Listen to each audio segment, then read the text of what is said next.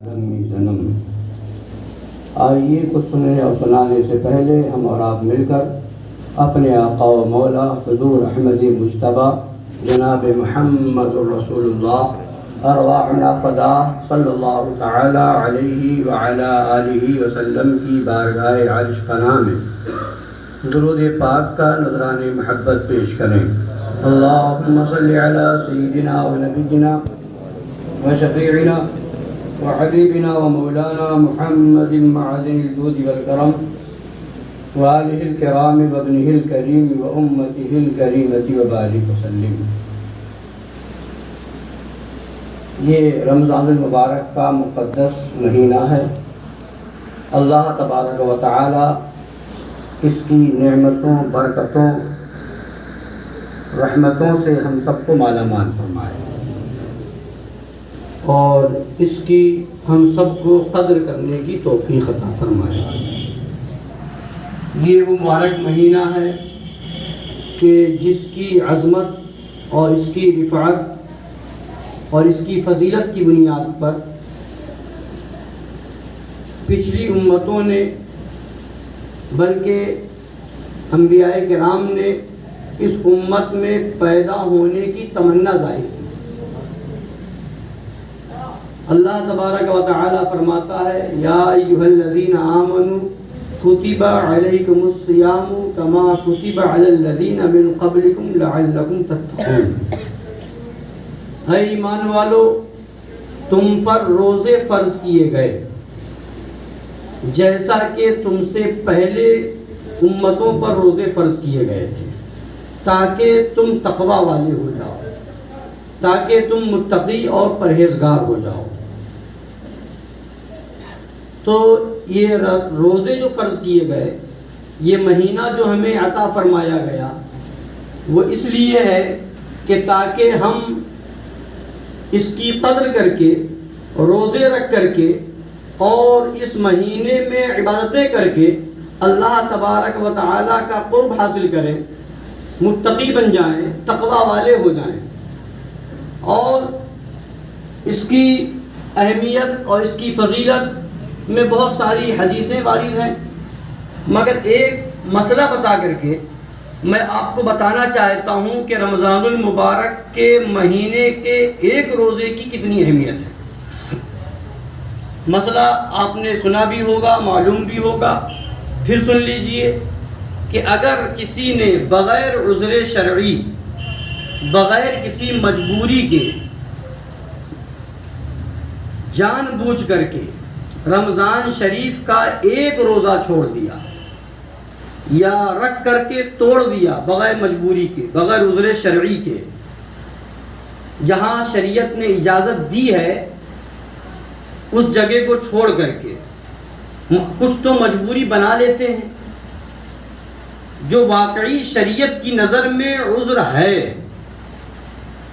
اس کے تحت تو اجازت دی جائے گی، مگر کچھ ایسے بھی لوگ ہیں جو خود سے پہلے یہ ذہن بنا لیتے ہیں کہ نہیں، دن بہت لمبا ہو رہا ہے، گرمی بہت سخت پڑ رہی ہے، ہم سے نہیں ہو پائے گا، صبح سے شام تک ہم کیسے بغیر کچھ کھائے رہ پائیں گے، بغیر پانی پیے کیسے رہ پائیں گے۔ تو یہ ہے مجبوری خود بنا لینا، اس کی وجہ سے چھٹکارا نہیں ملے گا۔ اور کچھ ہلکا سا سر میں درد ہوا، ہلکا سا کچھ بخار آیا، ہلکی سی کوئی بیماری آئی تو فوراً ہم بیمار ہیں، بیمار کے لیے تو رخصت ہے نہیں، ہر بیمار کے لیے بھی نہیں ہے، بیماری کی بھی کنڈیشن ہے وغیرہ وغیرہ۔ بہرحال تو بتانا یہ ہے کہ اگر عذر شرعی نہ ہو، جہاں شریعت اجازت دیتی ہے روزہ نہ رکھنے کی، ایسی جگہ پہ اگر وہ روزہ توڑ دے جان بوجھ کر کے یا نہ رکھے، تو فرمایا اب اس کا کفارہ وہ دے۔ کفارے میں کیا ہے؟ کفارے میں ہے 60 روزے مسلسل لگاتار رکھے گا۔ ایک تو اس روزے کی قضا رکھے گا جو روزہ اس نے ترک کیا ہے، قضا ایک روزہ، اور 60 روزے کفارہ یعنی 61 روزہ رکھنا ہوگا۔ اور 60 روزے بھی جو رکھے جائیں گے وہ بھی لگاتار کنٹینیو مسلسل، بیچ میں کوئی ایک دن کا بھی گیپ نہ ہو تو رمضان شریف کے ایک روزے کا یہ کفارہ ہوگا. ایک روزے کا جیسا جرم ہوتا ہے سزا ویسی ہوتی ہے نا. اور مقام پر بھی روزے کا کفارہ دیا گیا ہے. قسم توڑنے پر بھی روزے کا کفارہ ہے. حج کے اندر بھی بتایا گیا کچھ غلطی ہو جائے تو روزے کا کفارہ ہے. کہیں 3 روزے ہیں, کہیں 10 روزے ہیں. کفارے کی کنڈیشن الگ الگ ہے. مگر رمضان شریف کے مہینے میں ایک روزہ جان بوجھ کر کے بغیر عذر شرعی کے اگر کسی نے چھوڑ دیا تو اب اس کا کفارہ یہ ہے کہ لگاتار کنٹینیو مسلسل وہ 60 روزے رکھے. اب اس کا کفارہ ادا ہوا. اور یہاں علماء فرماتے ہیں کہ یہ 60 روزے رکھنے سے اس ایک روزے کا کفارہ تو ادا ہوا, مگر جو ایک روزے کی برکت تھی, جو اس ایک روزے کی فضیلت تھی, جو اس ایک روزے کی عظمت تھی, رمضان المبارک کے مہینے میں 60 روزے رکھنے کے بعد بھی وہ فضیلت اسے حاصل نہیں ہوگی. سمجھ میں آ رہی بات؟ تو یہ ہے رمضان المبارک کے مہینے کا روزہ کہ 60 روزے لگاتار مسلسل آپ رکھے کفارہ کے طور پر. کفارہ تو ادا ہو جائے گا مگر اس ایک روزے کی برابری یہ 60 روزے مل کر کے بھی نہیں کر سکتے.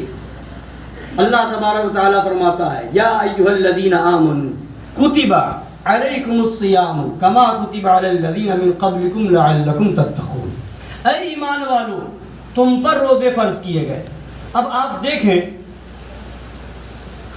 ایمان والوں سے کہا گیا اے ایمان والو. نماز فرض ہے کس پر؟ ایمان والوں پر. روزہ فرض ہے کس پر؟ ایمان والوں پر. حج فرض ہے کس پر؟ ایمان والوں پر. زکوٰۃ فرض ہے کس پر؟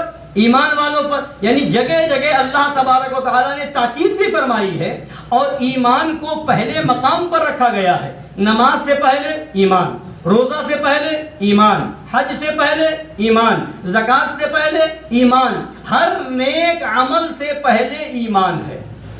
اب ایمان کی تفصیل میں جائے تو بہت وقت لگے گا, مگر ایک بات بتا دوں. قرآن پاک میں پہلی پارے میں آپ دیکھیں ذالک الکتاب لا ریب فیہ ھدی للمتقین الذین یؤمنون بالغیب ویقیمون الصلاۃ ومما رزقناہم ينفقون. پہلے پارے میں ہے کہ یہ وہ کتاب ہے قرآن پاک جس میں کوئی شک نہیں, جس میں کوئی, اور ہدایت ہے کس کے لیے؟ متقیوں کے لیے. ہدایت کس کے لیے؟ متقیوں کے لیے. یہاں بھی متقی کا لفظ آیا. میں نے جو آیت پڑھی روزے کے تعلق سے اس میں بھی خدا فرماتا ہے کہ تم روزے اس لیے رکھو تاکہ تم متقی بن جاؤ. اب متقی ہے کون؟ تقوی والا ہے کون؟ تو اس میں بھی پہلا درجہ ایمان کا آتا ہے. ھدی للمتقین, یہ ہدایت ہے, کتاب قرآن مجید ہدایت ہے متقیوں کے لیے. متقی کون ہے؟ تو اب اس کی وضاحت آگے ہو رہی ہے. الذین یؤمنون بالغیب, متقی وہ ہے جو غیب پر ایمان رکھتے ہیں. ویقیمون الصلاۃ, اور نماز قائم رکھتے ہیں. ومما رزقناہم ينفقون, اور ہم نے جو انہیں رزق دیا ہے ان میں سے خدا کی راہ میں خرچ کرتے ہیں. تو متقی کے بارے میں بتایا گیا. متقی کون؟ الذین یؤمنون بالغیب ویقیمون الصلاۃ ومما رزقناہم ينفقون. متقی وہ ہے جو ایمان لائے غیب پر. متقی وہ ہے جو نماز قائم رکھے. متقی وہ ہے جو زکوٰۃ ادا کرے, اللہ کی راہ میں خرچ کرے. تو متقی کا متقیوں کی صفت بیان کی گئی تو اس میں بھی پہلے ایمان کو رکھا گیا ہے. یعنی جگہ جگہ قرآن پاک نے ایمان کی بات کر کے بتا دیا ہے اے لوگوں یہ دھیان رکھنا, روزہ رکھنے سے پہلے, حج کرنے سے پہلے, زکوٰۃ دینے سے پہلے, نماز پڑھنے سے پہلے اپنا عقیدہ صحیح کر لینا, اپنا ایمان درست کر لینا. اگر ایمان صحیح ہوگا, عقیدہ صحیح ہوگا تو نماز کام کی ہوگی, روزہ کام کا ہوگا, حج کام کا ہوگا, زکوٰۃ کام کی ہوگی. اور اگر تمہارے ایمان میں کمی آ گئی, عقیدے میں گڑبڑی پیدا ہو گئی تو اب تمہاری نماز تمہارے منہ پہ مار دی جائے گی, تمہارا روزہ تمہارے منہ پہ مار دیا جائے گا, تمہارا حج تمہارے منہ پہ مار دیا جائے گا. اور ایمان کیا ہے؟ تو اعلیٰ حضرت فرماتے ہیں مومن وہ ہے جو ان کی عزت پہ مرے دل سے.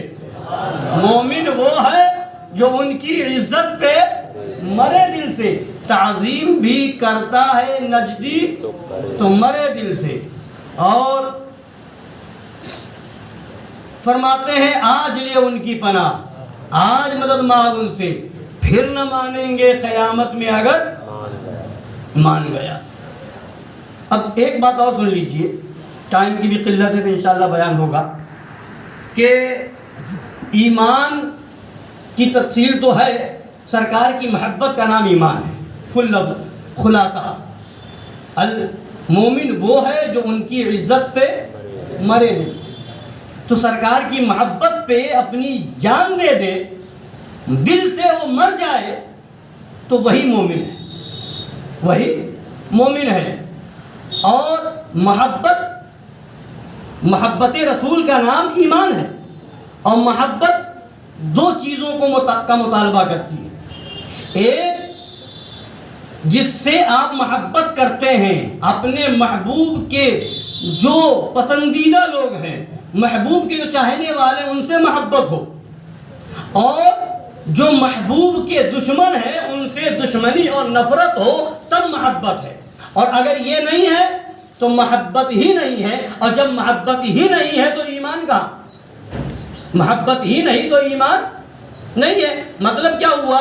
مطلب یہ ہے کہ اگر کسی کو باپ سے محبت ہے تو کسی نے اگر اس کے باپ کو چوراہے پہ کھڑے ہو کر کے گالی بکی، اور پھر وہی شخص جس کے باپ کو گالی دی گئی، گالی دینے والے کو ساتھ میں لے اور لے جائے ہوٹل پہ بٹھا کر کے چائے پلائے یا گھر میں بلا کر کے اس کو ناشتہ کرائے، تو اب مجھے بتائیے آپ میں سے کوئی یہ کہے گا کہ اس کو اپنے باپ سے محبت ہے؟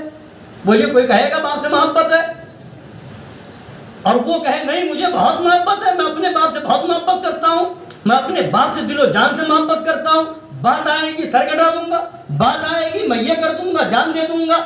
اب وہ گالی بکنے والے گھر میں بلا کے بٹھا رہا ہے، چائے پلا رہا ہے، اور دعویٰ یہ کر رہا ہے کہ ہم تو وقت آئے گا تو سر کٹا دیں گے، وقت آئے گا جان دے دیں گے، باپ کی توہین برداشت نہیں کریں گے. اور گالی دینے والے کو گھر میں بلا کر کے بٹھائے تو ہر کوئی یہ کہے گا دعویٰ تو بہت لمبا ہے مگر یہ اپنے دعوے میں جھوٹا ہے. اگر واقعی باپ سے محبت ہوتی تو باپ کو گالی دینے والے کے ساتھ مصافحہ نہ کرتا، باپ کو گالی دینے والے کے ساتھ چائے پینے نہ رہا ہوتا، باپ کو گالی دینے والے کو اپنے گھر میں بلا کر کے بٹھا نہ رہا ہوتا.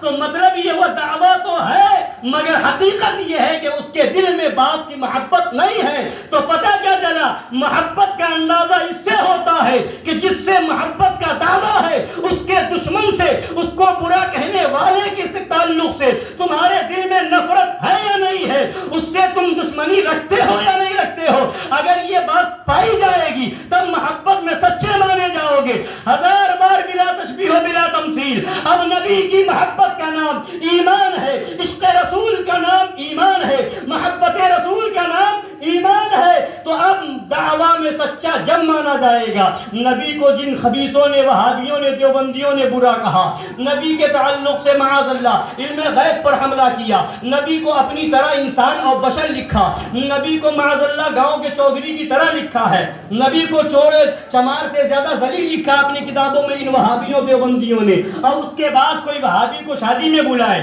وہابی جس شادی میں موجود ہو وہاں جائے، یا اپنے گھر میں بلائے یا اس کے وہاں جائے، اس سے تعلق رکھے تو لاکھ دعویٰ کرے میں بہت پکا مومن ہوں، میں بہت سچا سنی ہوں، بہت پکا ایمان والا ہوں، مگر حقیقت یہ کہے گی تم اپنا دعویٰ جتنا بڑا چاہو کر لو، مگر حقیقت یہ ہے کہ مومن وہ ہے جو ان کی عزت پہ مرے دل سے. دعویٰ تو لمبا ہو سکتا ہے مگر وہ سچا نہیں ہو سکتا ہے. ایک صاحب ہم سے کہنے لگے، بس ایک بات سن لیجیے کہ آخر ایک بات سمجھ میں نہیں آتی ہے، ابھی کچھ دن پہلے کی بات ہے کہ کوئی تقریر ہو، کوئی موضوع ہو تو آپ لوگ ہر بات میں وہابیوں کو، دیوبندیوں کو لے آتے ہیں اور وہابیوں سے بچنے، دیوبندیوں سے بچنے پر ہی فوکس کرتے ہیں.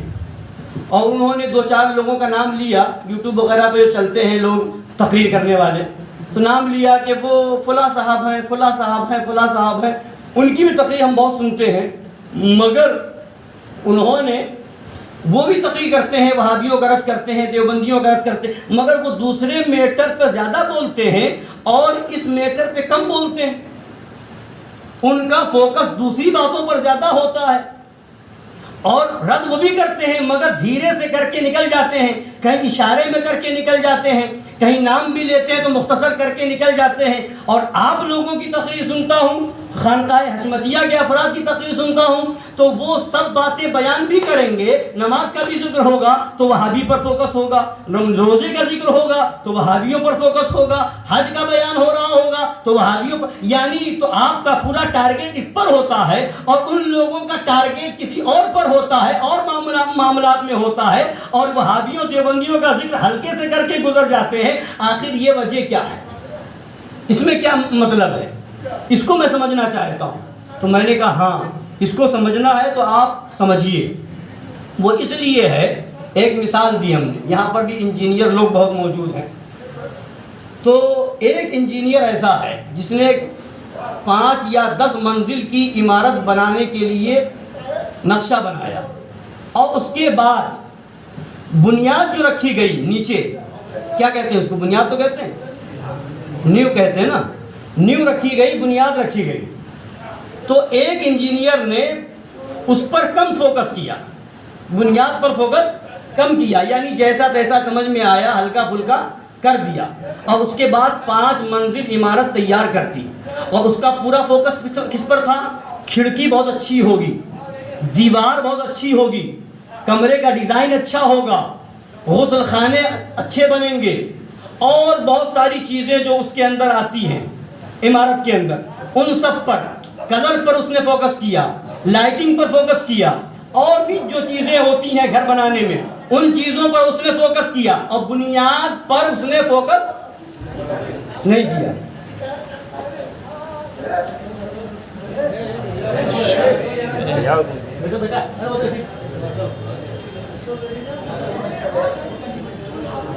بھائی آپ تشریف رکھیں.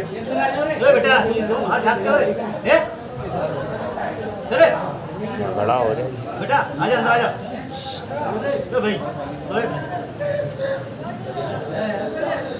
بیٹھے آپ لوگ بیٹھے. ارے وہ چھوڑیے، وہ اہم نہیں ہے، ادھر آئیے. درود پاک پڑھ لیجیے. اللہم صلی علی سیدنا و نبینا و شفیعنا و حبیبنا و مولانا محمد معدن الجود والکرم وآلہ الکرام و ابنہ الکریم و امتہ الکریمۃ و بارک وسلم. تو ایک انجینئر صاحب نے اس پر بنیاد پر، نیو پر فوکس نہیں کیا، اس کو ہلکی کر کے نکل گیا اور 5 منزل عمارت بنا دی. تو پہلی چیز تو یہ ہے کہ اگر وہ بنیاد صحیح طریقے سے نہیں ہوگی تو یہ 5 منزل عمارت ہی کھڑی نہیں ہو پائے گی، اور اگر کھڑی بھی ہو گئی تو اب اس کی گارنٹی نہیں ہوگی کہ وہ کب تک کھڑی رہے، وہ کب تک کھڑی رہے، پتہ نہیں کب وہ گر جائے. اب دوسرے ایک قابل انجینئر صاحب آئے، انہوں نے آ کر کے معلوم کیا کہ 5 منزل آپ نے عمارت کھڑی کی ہے. تو اب یہ بتائیے انجینئر صاحب کہ آپ نے اس کی بنیاد کتنی گہری کھودی ہے، نیو کتنی گہری ہے، اس میں سریا کتنا ڈالا ہے آپ نے، اس میں اور جو میٹیریل ہے وہ کتنا آپ نے ڈالا ہے، اس کی مضبوطی کا کتنا خیال کیا ہے. تو وہ انجینئر صاحب کہیں کہ نہیں صاحب آپ بنیاد پر کیوں جا رہے ہیں، آپ عمارت دیکھیے، آپ بنیاد پر کیوں جا رہے ہیں، آپ اس کا رنگ دیکھیے، کلر دیکھیے، آپ بنیاد پر کیوں جا رہے ہیں، کمرے کا ڈیزائن دیکھیے، آپ بنیاد پر کیوں جا رہے ہیں، آپ غسل خانے کی خوبصورتی دیکھیے، آپ بنیاد پر کیوں جا رہے ہیں، آپ لائٹنگ دیکھیے. تو وہ جو قابل انجینئر ہوگا وہ کہے گا بے وقوف، اگر بنیاد کمزور ہوگی تو اس کا کوئی بھروسہ نہیں، یہ عمارت آج گر جائے کہ کل گر جائے تو لائٹنگ لے کر کے ہم کیا کریں گے، رنگ اور کلر لے کر کے ہم کیا کریں گے، یہ ڈیزائن لے کر کے کیا کریں گے، خوبصورت کھڑکی لے کر کے ہم کیا کریں گے. 1000 بار بلا تشبیہ و بلا تمثیل، 1000 بار بلا تشبیہ و بلا تمثیل. یقیناً نماز اچھی چیز ہے، روزہ اچھا ہے، حج اچھا ہے، زکوٰۃ اچھی ہے، جن پر فرض ہے وہ بغیر پڑھے ہوئے چھٹکارا نہیں پائیں گے. مگر ان سب سے پہلے ضروری یہ ہے کہ بنیاد مضبوط ہو، عشق رسول مکمل ہو، وہابیوں سے سچی نفرت ہو. اگر وہابیوں سے نفرت کرے پھر نماز پڑھے تو بہت اچھا ہے، وہاں